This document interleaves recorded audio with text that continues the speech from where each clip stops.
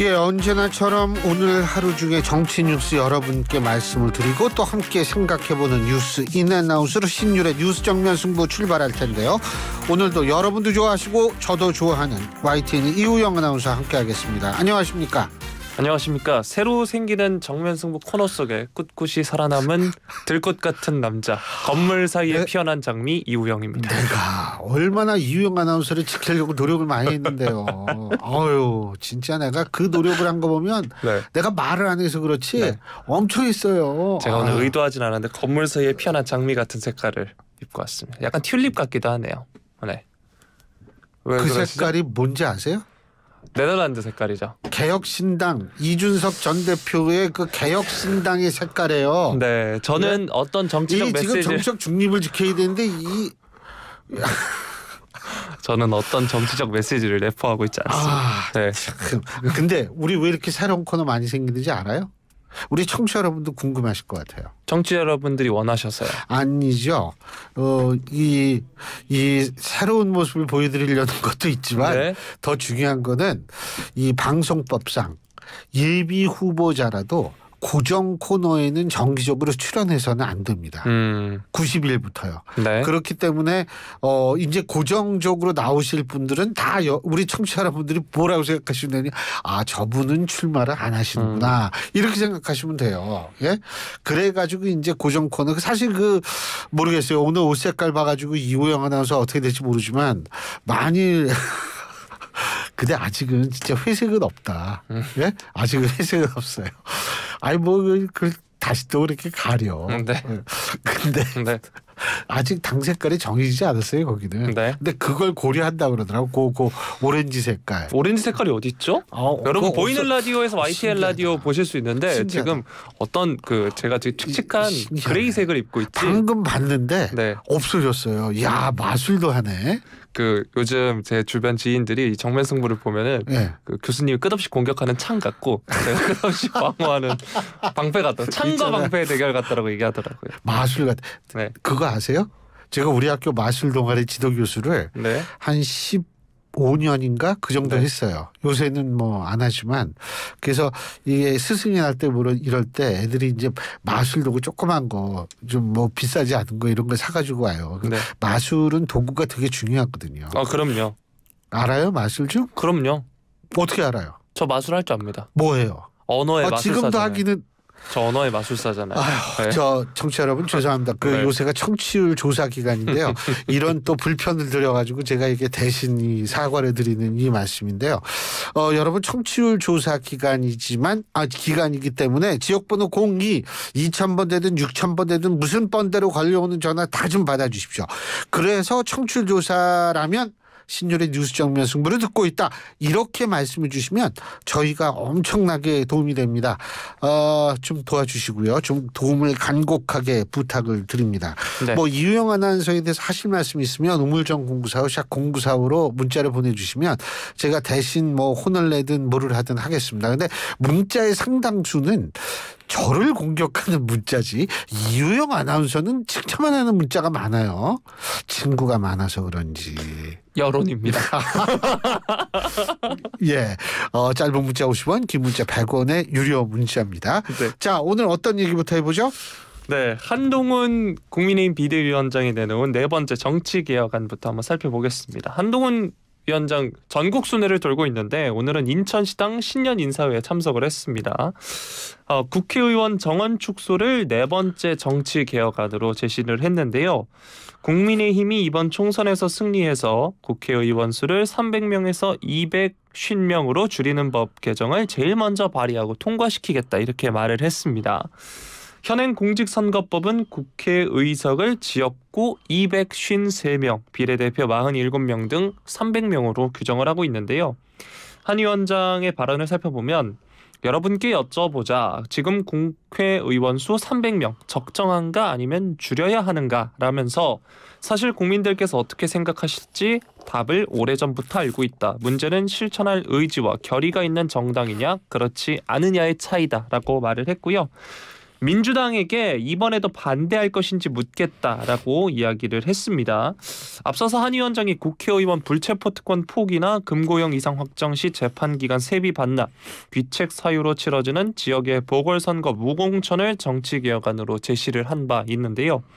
어제도 이제 비례대표제와 관련해서 당의 입장을 확실히 하고 민주당에게 입장을 물은 바 있는데 이번 정치개혁안은 어떻게 들으셨나요? 일단은 말이에요. 뭐 이런 얘기를 하는 것은 뭐 이런 제안을 하는 거 제가 볼 때 이해는 해요.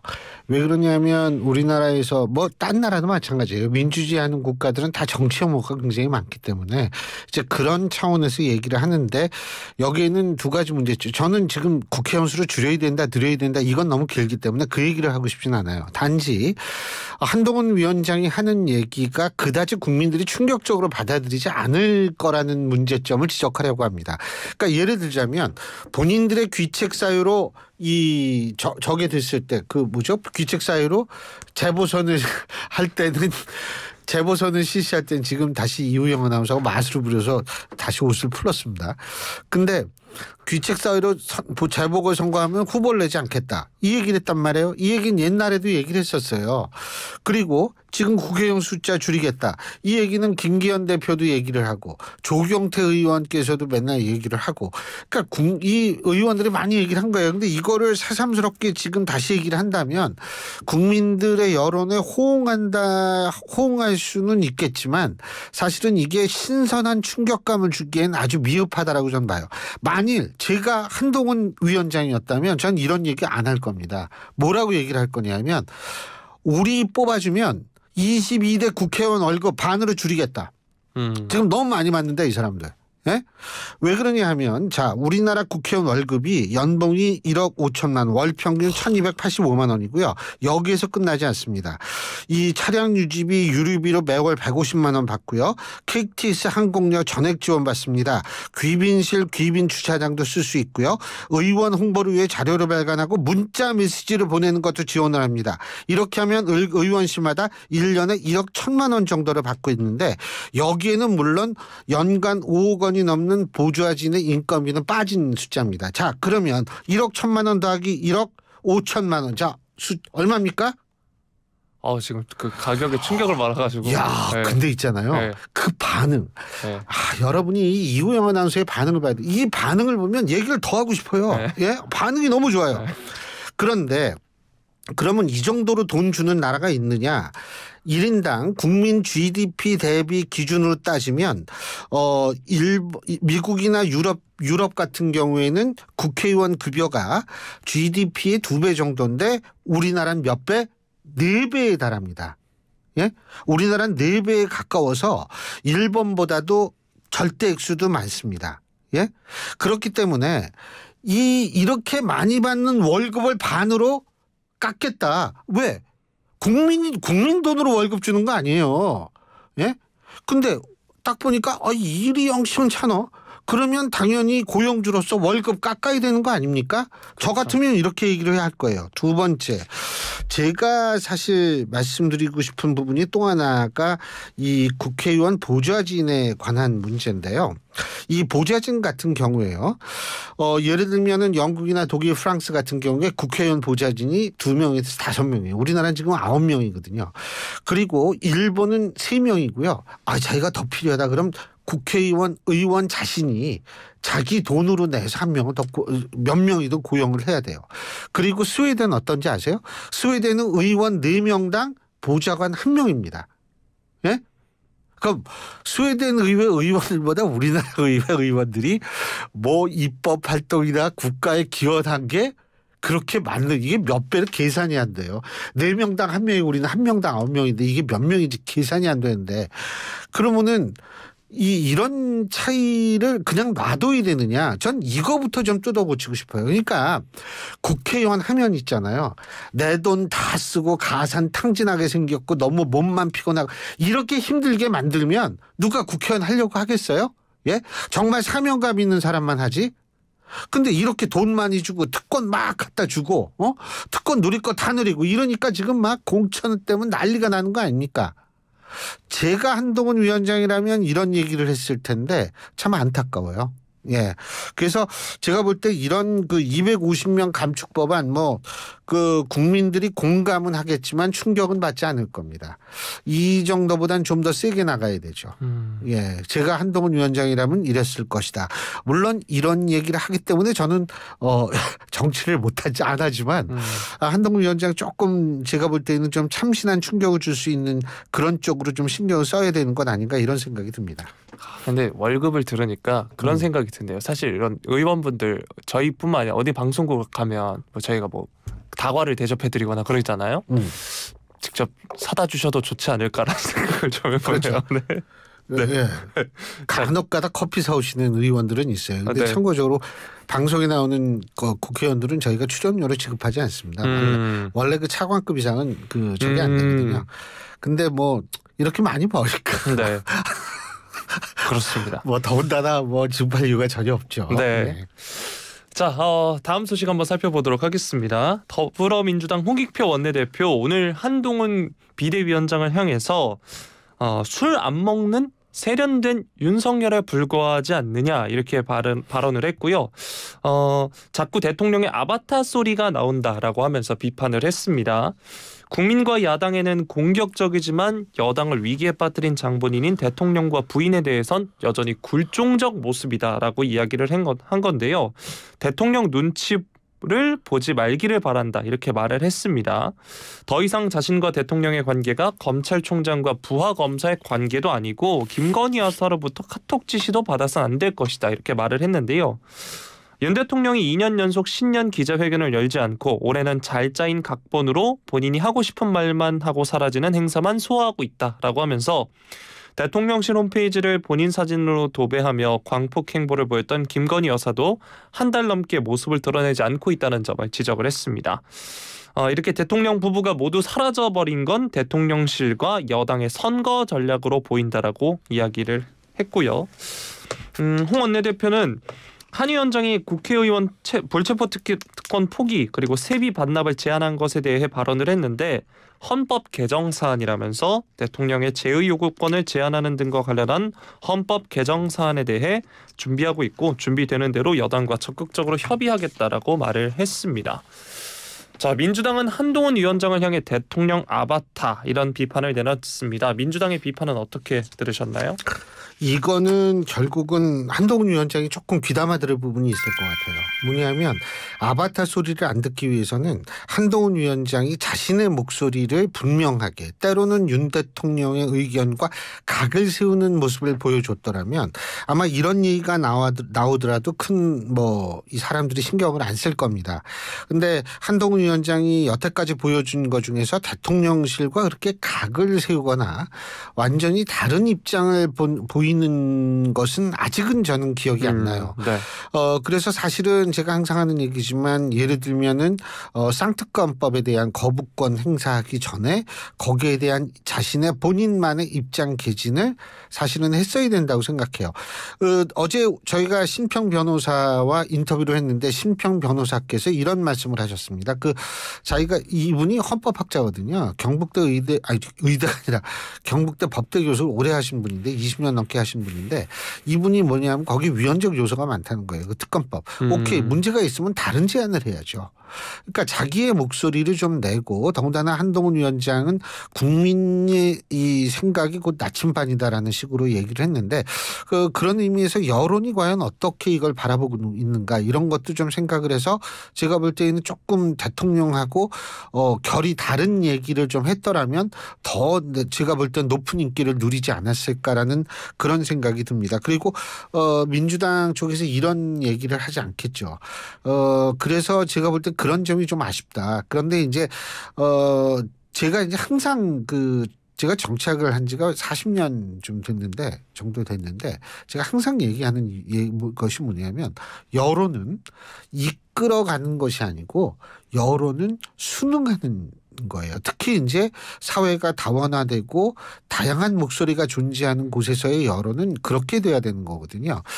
그런 측면에서 과연 한동훈 위원장은 지금 위원장으로 취임하고 난 이후에 얼만큼 여론에 순응하는 모습을 보였는지도 이제는 좀 스스로 평가를 한번 해봐야 되는 것 아닌가. 그럴 때가 됐어요. 예, 그래야지 이제 앞으로 더 잘하겠죠.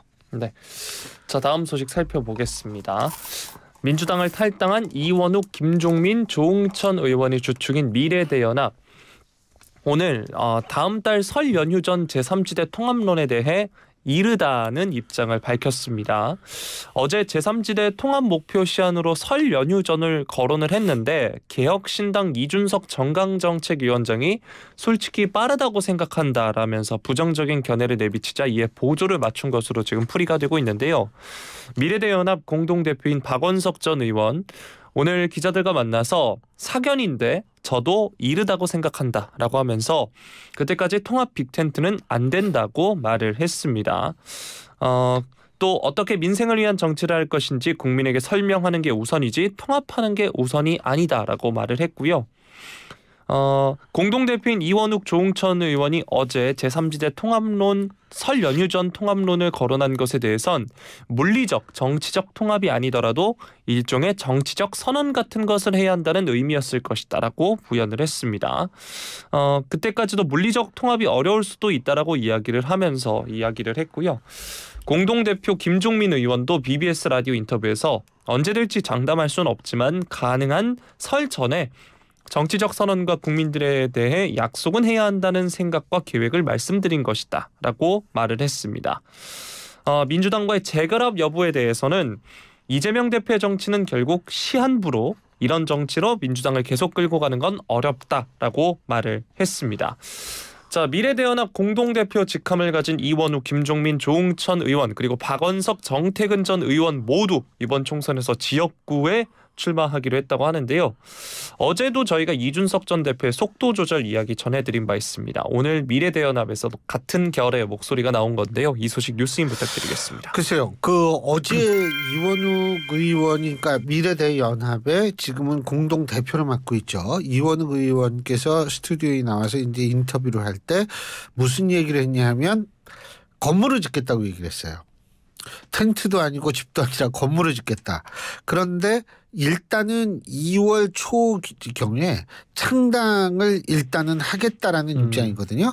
그렇기 때문에 그런 차원에서 본다면 설 연휴 전까지 어떤 빅텐트를 차리기는 힘들 수 있어요. 왜냐하면 각 정당이 창당이 좀 끝나야 될 거 아니에요. 네. 지금 저도 사실 헷갈리거든요.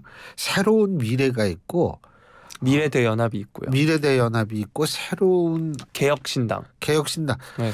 자꾸 좀 생각하는데 좀 새로운 더 도와드리는 거죠. 아닌데 네. 이거는 새로운 그 하여간 있어요. 네.